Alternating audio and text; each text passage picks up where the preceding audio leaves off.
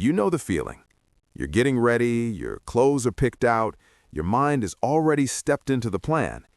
And then the message arrives. Hey, I'm really sorry, but I don't think I can make it tonight. And suddenly there's confusion, disappointment, maybe even irritation.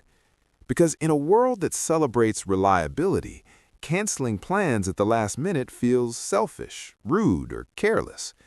But psychology tells a much more interesting story.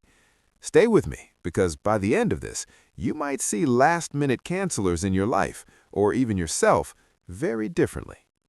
Here's the part most people don't talk about. Canceling plans isn't always about disrespect, and it's rarely about laziness. In many cases, it's about how the brain processes energy, expectation, and social demand. Let's start with a simple question. Why do people make plans they later cancel? Because humans are optimistic when they're emotionally regulated. When you're calm, rested, and alone, future social plans feel easy. Your brain imagines connection, conversation, laughter. So you say yes. But here's what changes. As the moment gets closer, reality replaces imagination. The noise, the stimulation, the performance of being on. And for some brains, that shift is overwhelming. People who cancel plans often have nervous systems that are more sensitive to stimulation. Crowds drain them faster. Social interaction costs more energy. Transitions feel heavier. This isn't weakness, it's wiring. Research on introversion and sensory processing shows that some people's brains reach overload faster, especially in social environments. Their stress response activates sooner, even if they genuinely like the people they're meeting. And when stress rises, the brain does what it's designed to do. It looks for safety.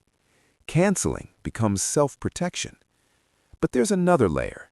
Some people don't cancel because of social overload. They cancel because of emotional honesty. These are the people who've learned the cost of forcing themselves through plans when they're depleted. They know what happens when they ignore their limits. Burnout, resentment, emotional shutdown. So instead of pushing through, they choose honesty, even when it makes them look unreliable. To them, showing up half-present feels worse than not showing up at all. And yes, it's uncomfortable, but it's intentional. Then there's a group shaped by past experience. People who grew up in environments where saying no wasn't allowed, where boundaries were punished, where availability was expected. They learn to agree automatically and process later. So they say yes in the moment and reclaim their boundary afterward. Canceling isn't manipulation, it's delayed self-assertion. There's also something happening with anticipation.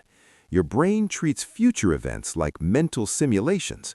Some people replay the plan over and over in their head, imagining conversations, outcomes, expectations. That mental rehearsal drains energy before the event even begins. By the time the day arrives, they're already exhausted. So they cancel not because they don't care, but because they've already lived it internally.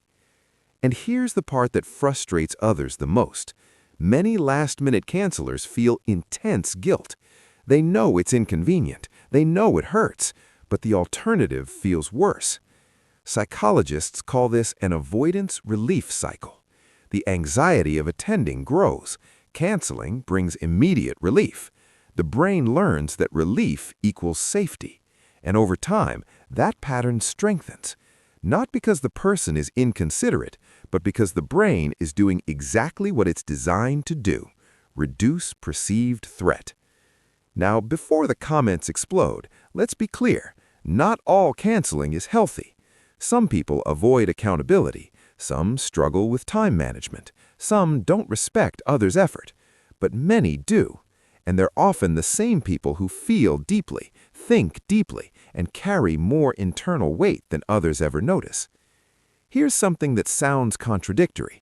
People who cancel plans are often highly empathetic. They care so much about how they'll show up that they fear showing up wrong. They don't want to disappoint you in person, so they disappoint you from a distance. And finally, there's meaning. Some people see plans as flexible possibilities. Others see them as commitments carved in stone. Neither is wrong. They're just operating from different psychological frameworks. One prioritizes adaptability. The other prioritizes consistency. Conflict happens when those frameworks collide. So what does all this mean? If someone cancels on you at the last minute, it doesn't automatically mean you're unimportant. And if you're the one who cancels, it doesn't mean you're broken. It means your brain is negotiating energy, safety, and authenticity, sometimes imperfectly. The real question isn't, why did you cancel? It's, do you understand your limits and can you communicate them earlier next time? Because awareness turns patterns into choices, and choices change relationships. So the next time a plan disappears at the last moment, pause before judging. There may be more happening beneath the surface than you realize. If this resonated, you might want to explore why some people feel exhausted before they even leave the house, and why that sensitivity can actually be a hidden strength. Click one of these videos to understand how different nervous systems experience the same world in completely different ways.